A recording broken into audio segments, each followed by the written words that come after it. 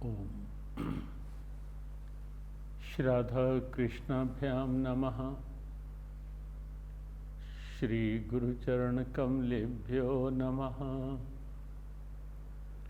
सर्वोपनिषदो गावो दुग्धा गोपालनंदनः। पार्थो वत्सः सुधीर्भोक्ता दुग्धं गीतामृतं महत्।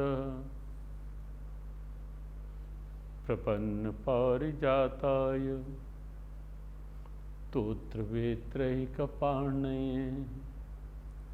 ज्ञानमुद्राय कृष्णाय गीतामृतदुहे नमः।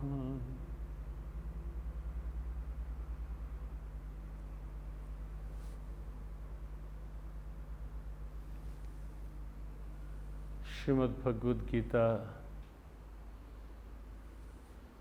का हर श्लोक प्रेरणा है, हर शब्द प्रेरणा है, हर भाव प्रेरणा है और प्रेरणा भी सबके लिए समान रूप से, कोई बच्चा हो या बड़ा,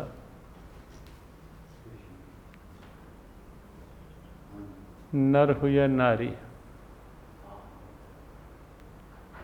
किसी भी क्षेत्र में, किसी भी स्थिति का, कोई भी हो, कहीं का कोई भी हो, वास्तव में गीता का हर शब्द सबके लिए प्रेरणा है जीवन को अच्छे से जीने की।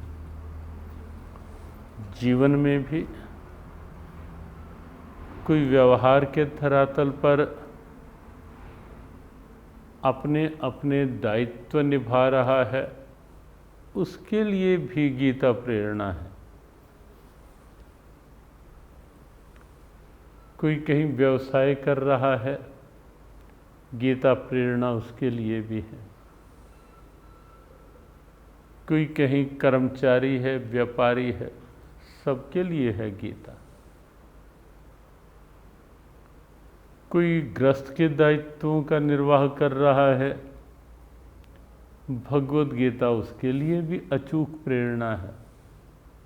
और कोई गृहस्थ के दायित्वों का निर्वहन करते हुए साथ साथ भगवान को भी रिझाना चाहता है, पाना चाहता है।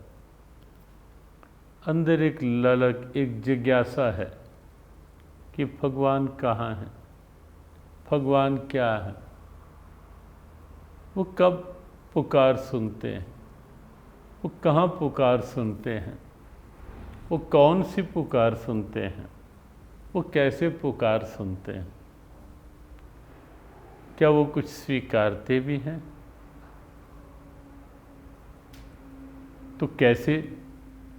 भगवद गीता ऐसे भावों की भी एक अनूठी प्रेरणा है। और 7 दिन 7 गीता जी के श्लोक और उनमें से 7 प्रेरणाएं, उस पर जो हम विचार कर रहे हैं, आज 5वीं प्रेरणा को लेकर हम विचार के साथ आगे बढ़ेंगे। और वो गीता जी का एक अत्यंत महत्वपूर्ण भाव है। उत्सुकता बनाए रखें और उत्सुकता के साथ साथ जो भी ये श्लोक लिए जा रहे हैं उनका भाव, हर भाव पर आप सुनने के पश्चात अपनी लेखनी चलाएं, कुछ शब्दों में उसे लिखें, अपने भावों में उसे पिरोएं और फिर उसे भेजें। आपकी क्षमता बढ़ेगी और उन्हें देखेंगे हम कि कितना क्या सार निकाला है, क्या भाव अपना साथ जोड़ा है। और फिर कहीं ना कहीं पत्रिका में या अन्य साधनों में कहीं उसे महत्व भी दिया जाएगा।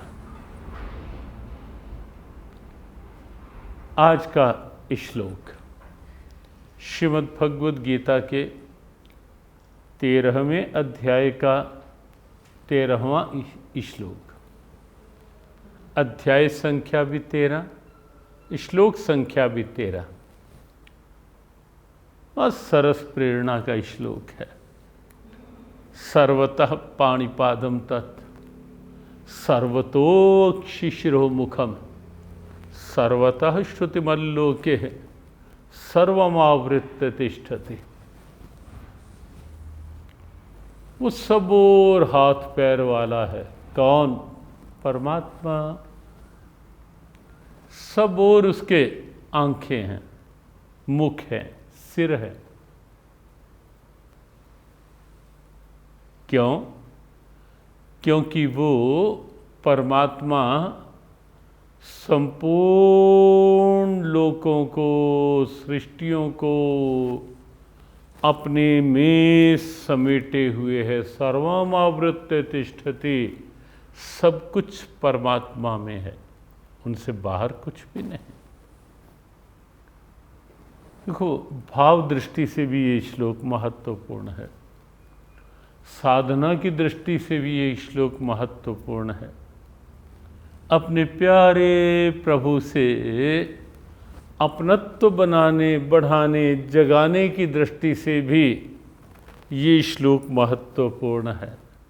और अपने अंदर का विश्वास पक्का करने के लिए भी ये श्लोक बहुत अनूठा है, बहुत अनूठा। भक्ति मार्ग में, साधना के पथ में या प्रभु के प्रेम पथ में जिस चीज़ की आवश्यकता है वो आपको इस श्लोक से सहज मिल सकता है। आप ध्यान रखें और उसी रूप में इस श्लोक को लें। जो प्रेम पथ के पिपासु हैं, जो भक्ति मार्ग के जिज्ञासु हैं, जो साधना पथ के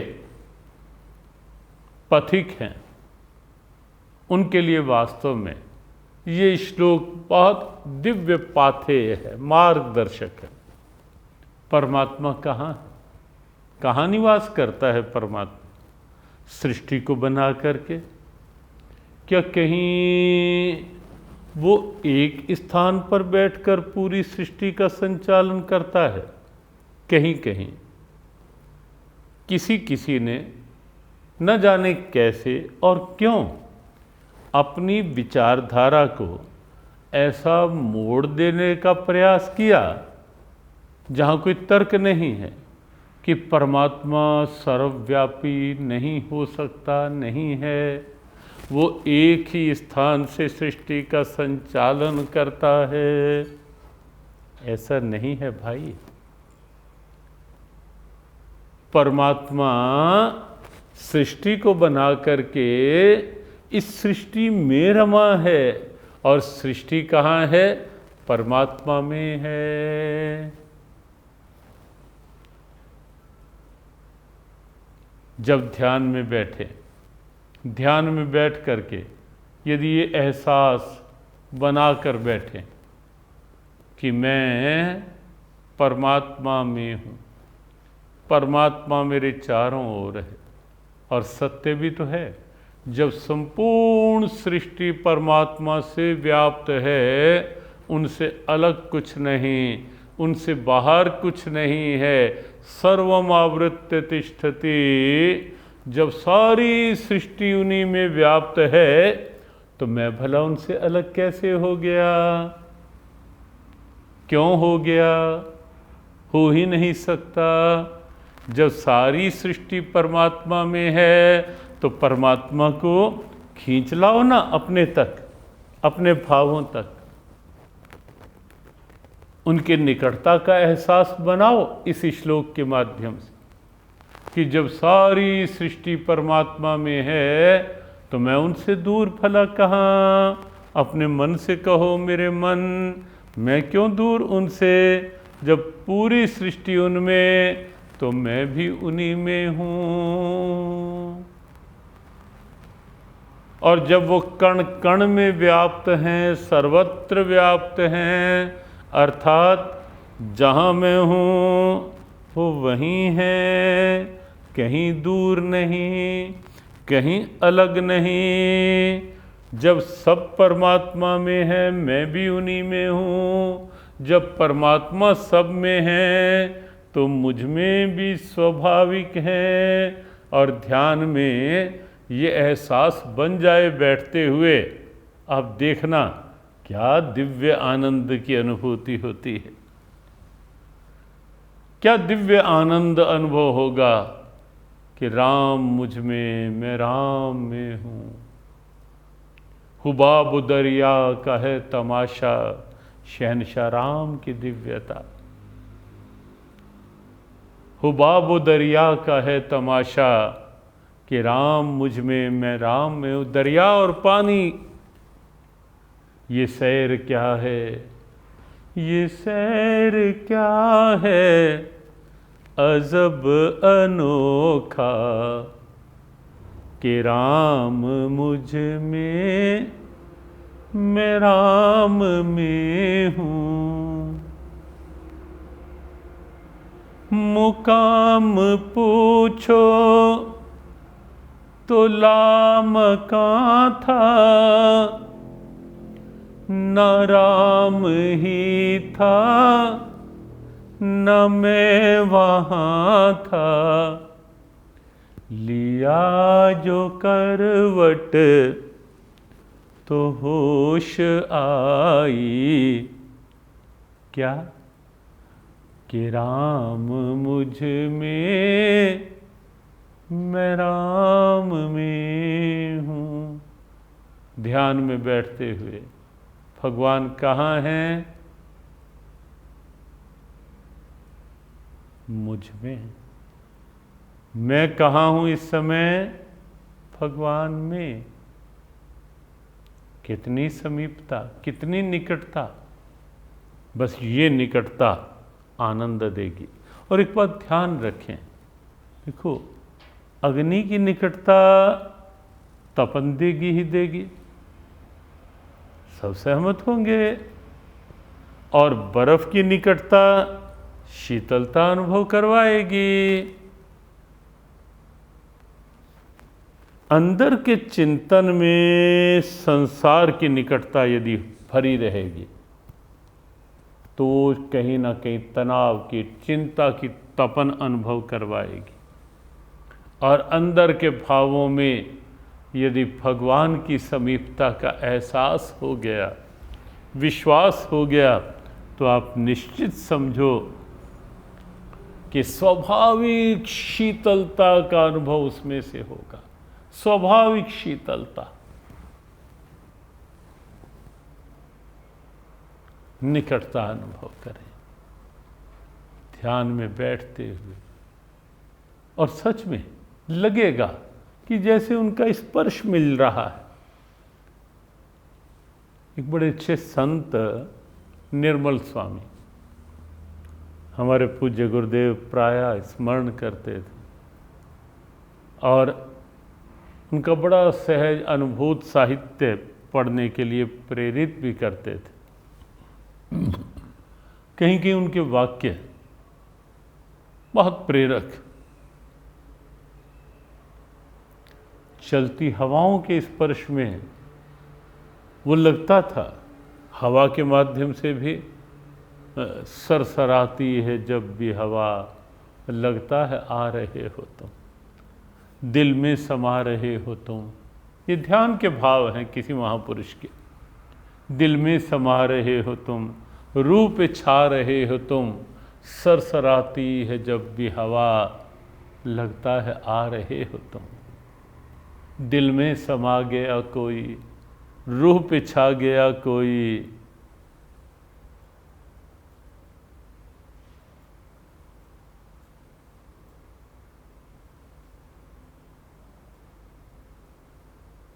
इस ढंग के दिव्य भाव,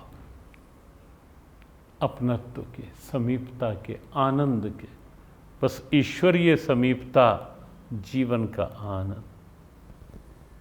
दिल में समा गया कोई, रूह पे छा गया कोई, आप ही आप रह गया, मुझको मिटा गया कोई, कोई कोई और नहीं, कोई वही दिलबर, दिलदार, प्यारा प्रभु। तो सर्वम आवृत्य तिष्ठति, वो सब ओर व्याप्त है। और क्योंकि हमें तो गीता जी की प्रेरणाओं को केवल द्वापर के उपदेश के रूप में लेना ही नहीं, हमें तो अपने लिए लेना है। हम भला क्यों गीता उपदेश को केवल उन अर्जुन के लिए छोड़ें? हम क्यों गीता उपदेश को केवल द्वापर युग तक सीमित करें या केवल कुरुक्षेत्र की धरा तक? यद्यपि इस समय कुरुक्षेत्र की धरा से ही ये संदेश आपसे संवाद के रूप में हो रहा है, लेकिन हम तो अपने मन में, अपने अंदर की धरा को कुरुक्षेत्र समझें, जहाँ द्वंद्वों की महाभारत होती रहती है, और वहीं गीता का उपदेश हम तो वो समझें। और अर्जुन अपने को माने, भगवद गीता के भावों को अपने तक लाएं, अपने में संजोएं, अपने भाव को साथ जोड़ें, तब निश्चित लगेगा एक अलग सा आनंद। भगवान बिल्कुल पास, निकटता। और साथ ही साथ सर्वतः पाणिपादम तत्, सब ओर उनके हाथ हैं, पैर, अर्थात हाथ है, अर्थात वो कुछ भी कर सकते हैं, कभी भी, कहीं भी, कुछ भी कर सकते हैं। निराकार रूप में सब कुछ कर रहे हैं ना। किसके द्वारा प्रकृति चल रही है, किसके द्वारा शरीर की व्यवस्थाएं चल रही हैं? वही तो है परमात्मा। और कहीं एक स्थान से क्या, सर्वत्र चल रही हैं। ये श्लोक निराकार और साकार दोनों भावों की अभिव्यक्ति करता है, और दोनों प्रकार के साधकों की साधन प्रेरणा का आधार है ये श्लोक। निराकार रूप में सबोर हाथ, अब अर्थात सब कुछ उनके द्वारा हो रहा है, और साकार रूप में भी उनके हाथ सर्वत्र हैं।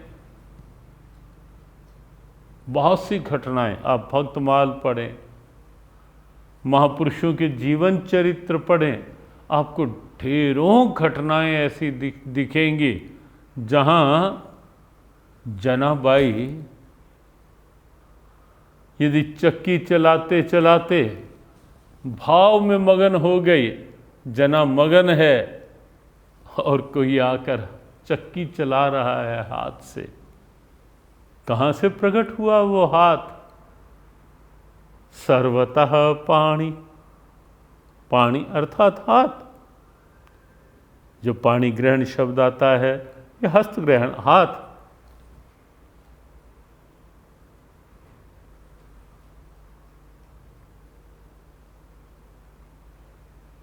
तो हर सबोर उनके हाथ हैं, कहीं से भी, कभी भी वो कुछ भी कर सकते हैं। ढेरों ढेरों उदाहरण गिनाने लगे तो शायद घंटों लग जाएं, और तो और बिल्कुल अनपढ़ और लौकिक रूप में भी कोई अनभिज्ञ सा भोला भक्त धन्ना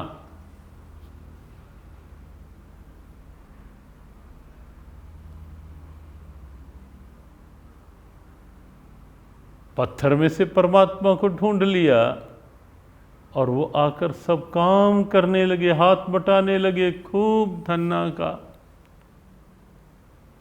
परमात्मा के हाथ सब हो रहे हैं। बस एक भाव जोड़ दें इस भाव में कि इन हाथों में भी शक्ति तो उन्हीं हाथों की है। जब इस हाथ से भी कुछ हो रहा हो तो अहम को साथ न जोड़ें, इस श्लोक के भाव को साथ जोड़ें कि इस हाथ में चेतना भी तो उन्हीं की है ना, करवा तो वही रहे हैं ना।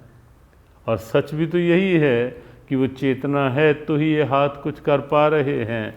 लेखनी भी यदि चल रही है, कुछ लिख रही है, तो वो चेतना ना हो तो ये हाथ कुछ हिल पाएंगे क्या, कुछ कर पाएंगे क्या? तो सब कुछ उन्हीं हाथों के द्वारा हो रहा, उन्हीं के द्वारा हो रहा।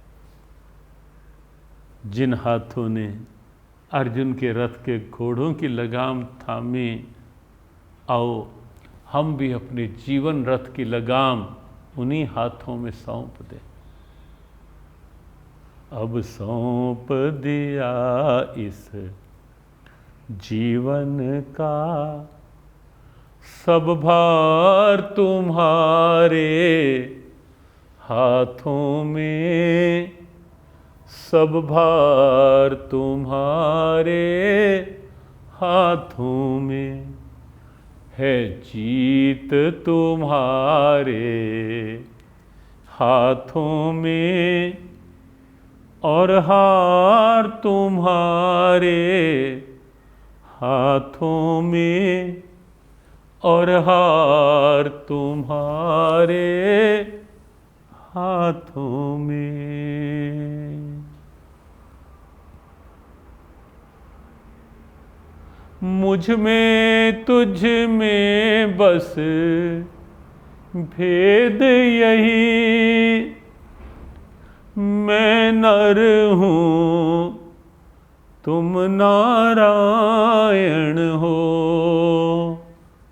और अंतर क्या? मैं हूँ संसार के हाथों में, संसार तुम्हारे हाथों में, संसार तुम्हारे हाथों में। सौंप दिया इस जीवन का सब भार तुम्हारे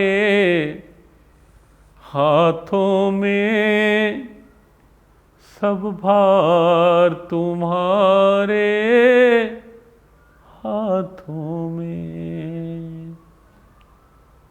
सब ओर उनके हाथ हैं, पैर भी हैं। सर्वतः पाणिपादम, अर्थात वो कहीं भी प्रकट हो सकते हैं, कहीं भी दौड़े दौड़े चले आ सकते हैं। सोचो, जब सूर गिरने वाले थे कुएं में, देर रात्रि का समय, और अचानक यदि उठा हुआ पैर नीचे आ जाता तो सूर कुएं में होते। लेकिन इतनी भी देर नहीं लगने दी, आकर हाथ पकड़ लिया। सर्वतः पाणिपादम, दोनों बातें, सर्वत्र उनके हाथ हैं, सर्वत्र उनके पांव हैं। झट से आ गए, हाथ पकड़ लिया, रोका। बाबा अंधे हो क्या? दिखाई नहीं देता? अभी कुएं में गिर जाते। दिखाई देता होता तो इधर आता ही क्यों?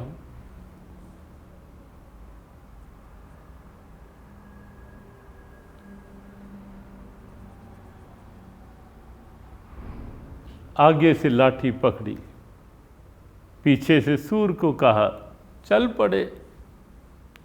सूर ने फिर हाथ पकड़ना चाहा। अंदर का विश्वास पुकार रहा था कि हो ना हो मेरा गोपाल ही इस समय आया है। भागे, लेकिन सूर ने भी झट से, सूर ने तो क्या, सूर के विश्वास ने झट से खींच लिया कि हाथ छुड़ाए जात हो, निर्बल जान के मोहे, लेकिन हृदय से जब जाओगे सबल जानूंगा।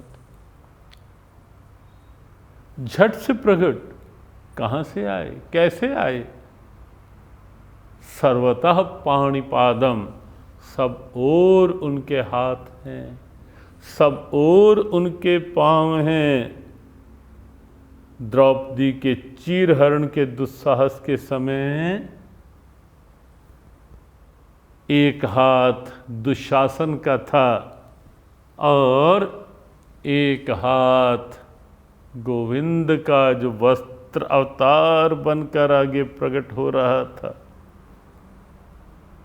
विश्वास बढ़ाने वाला है।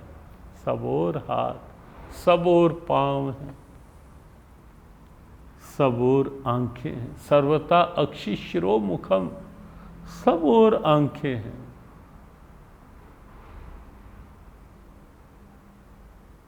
हम जहां भी हैं वहीं वो हमें देख रहे हैं। ये विश्वास जगाएं।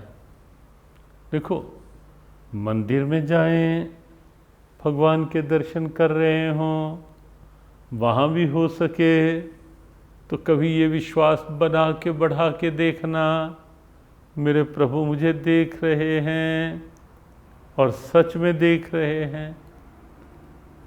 मैं उन्हें देखूं ना देखूं सही, वो मुझे देख रहे हैं। शरण स्वामी शरणानंद जी महाराज, दृष्टि नहीं थी बाहर की। वृंदावन एक बार गए ठाकुर दर्शनों के लिए। किसी ने मार्ग में रोका, भीड़ थी, क्या करोगे जाकर, देख तो पाओगे नहीं। उन्होंने कहा, मैं जानता हूं मैं नहीं देख पाऊंगा, लेकिन मेरा विश्वास है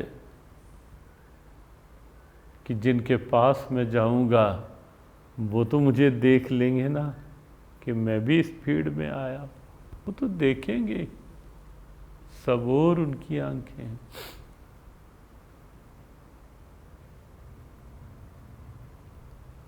भीम और जरासंध का द्वंद्व युद्ध हो रहा था। कठिनाई यही है कि जीव परमात्मा की ओर नहीं देख पाता, वो तो लगातार देख रहे हैं। दृष्टि हमारी ही विचलित हो जाती है उनसे, यहाँ तहाँ वहाँ, ये रूप, वो सौंदर्य, ये पदार्थ, दृष्टि हमारी विचलित हो जाती है। वो तो देख ही रहे होते हैं। द्वंद्व युद्ध में जब जरासंध की खूब मार पड़ रही थी भीम को, भीम ने शिकवा दिया कि कृष्ण देखते रहते हो, कुछ करते क्यों नहीं।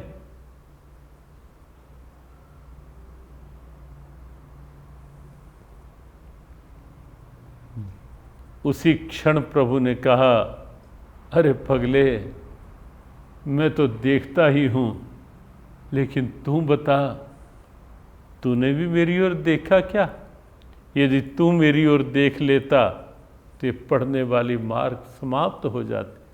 और हम सब जानते हैं कि जब भीम ने देखा, तिनका हाथ में था, तिनके को ऐसे किया, तब भीम को समझ आई कि जरासंध ऐसे नहीं मरेगा। संधि है, दो भागों की लिया, अलग अलग किया। वो तो देख रहे हैं, सर्वत्र देख रहे हैं, कुछ भी उनसे छिपा हुआ नहीं, कोई भी उनसे छिपा हुआ नहीं। तो जब ध्यान में बैठे वो देख रहे हैं। किसी से कुछ छिपाया जा सकता है, लेकिन उनसे कहाँ कुछ छिपा लेंगे। सर्वतः अक्षि शिरोमुखम, सब और उनकी आंखें हैं। उनके सिर और मुख भी सब और।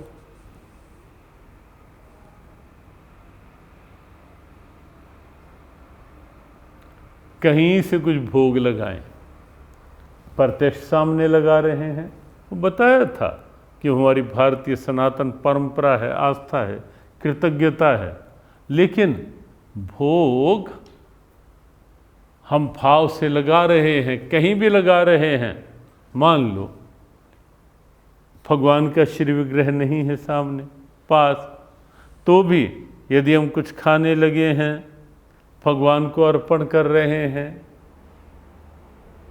ब्रह्मार्पणम ब्रह्म हवीर ब्रह्माग्नौ ब्राह्मणा होता, ब्रह्मैव तेन गंतव्यम ब्रह्म कर्म समाधिना, ऐसे किसी भाव के साथ कि प्रभु आपको अर्पण कर रहा हूँ, और मन ही मन समर्पण भाव से कुछ खा रहे हैं, तो ये ना सोचें कि मंदिर होता तो भोग लगाता, अब यहाँ तो भगवान कहाँ स्वीकारेंगे।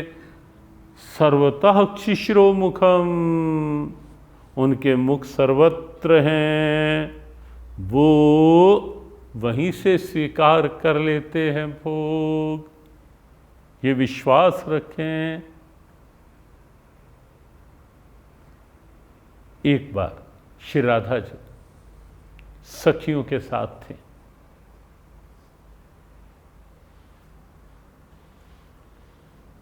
माखन था, सखियों ने श्री जी के हाथ में रखा माखन,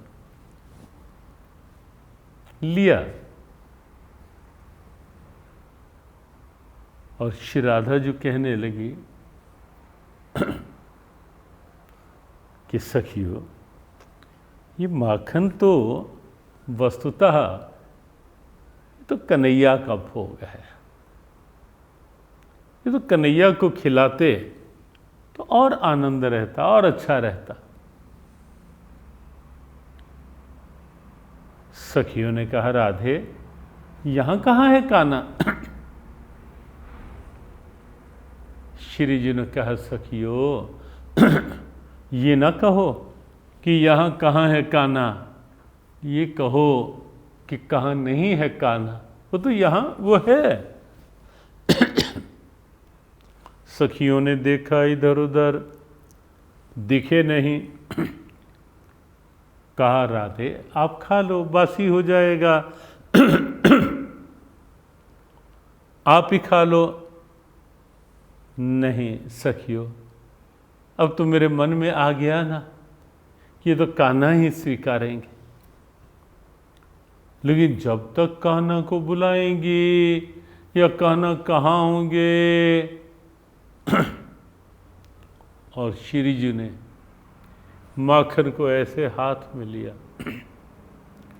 मन ही मन पुकारा, भाव बनाया, कान्हा कान्हा कान्हा कान्हा कान्हा कान्हा कान्हा कान्हा, भाव बनाया, सहजता में पुकारा, और कुछ ही क्षणों में सब सखियों ने देखा कि हाथ में रखा हुआ माखन हाथ में नहीं था। सखियों ने कहा, राधे अचंभा हो गया, कहा माखन कौन ले गया तेरे हाथ से? मैंने कहा था ना कि कहना यही, कहना सबूर है, वो कहीं से भी ले सकते हैं। ले लिया ना कि कहना नहीं लिया है, तो सबूर उनके हाथ हैं, पांव हैं, आंखें, सिर, मुख, सर्वतः पाणिपादम तत् सर्वतोक्षिशिरो मुखम सर्वतः श्रुतिमल्लोके सर्वम आवृत्य तिष्ठति। सबोर उनके कान हैं, अर्थात कहीं से पुकारो वो सुनते। कबीर तो कहते हैं, चींटी के पद नूपुर बाजे, वो भी साहिब सुनता है। इंसान है तू तो प्रभु चींटी की सुनते चाल है। बहुत वर्ष पहले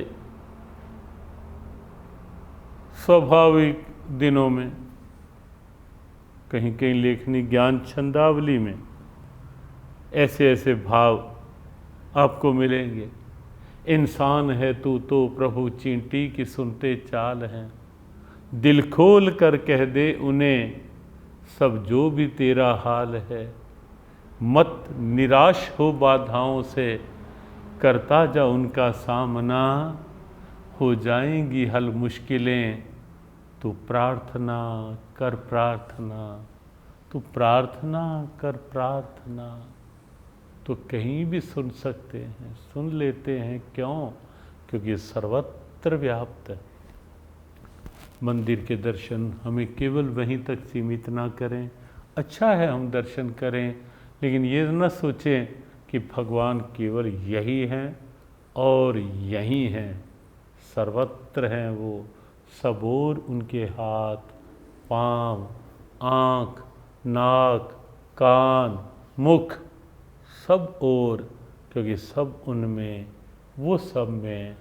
आओ अपने प्यारे प्रभु से निकटता बनाएं, प्रियता बनाएं, अपनत्व बनाएं, ममत्व बनाएं और उनके भाव में अपने आप को हो सके कुछ क्षण तो निमग्न करवाएं और देखें कि कैसी शांति, कैसा आनंद। आज इतना ही।